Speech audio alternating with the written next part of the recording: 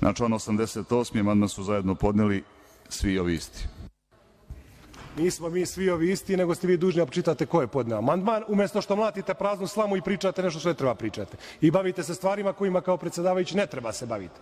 Dakle, ponavljam vam, Orliću, vi ili vam ne dopire do mozga ili ne znam šta nije u redu s vama.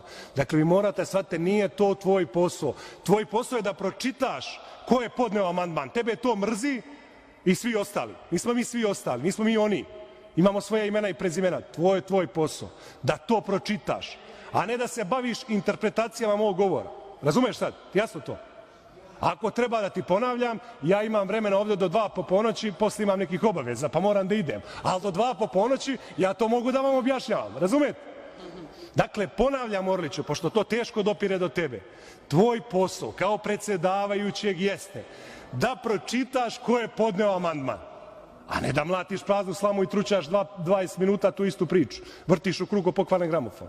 Dakle, moraš to da shvatiš. I morate ovog Milerama da smirite malo, da ne dobacuje. Dakle, i da zavedete red u sali. To vam je posao. Da zaobuzdate ove vaše ovde što vrište i skiče. Nije posao tvoj da se ti raspravljaš sa mnom, nijedan razlog za to nemaš. Tu je Milenko, ako se nije umorio, nešto je prebledeo.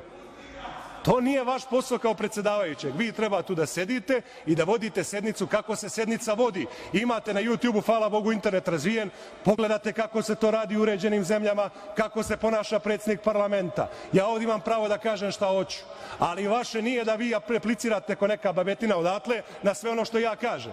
To morate da shvatite, Orliću, jer treba da vam ponavljam u nedogled ovo dok vam ne uđe u mozak. Ja sam tu samo da idemo dalje.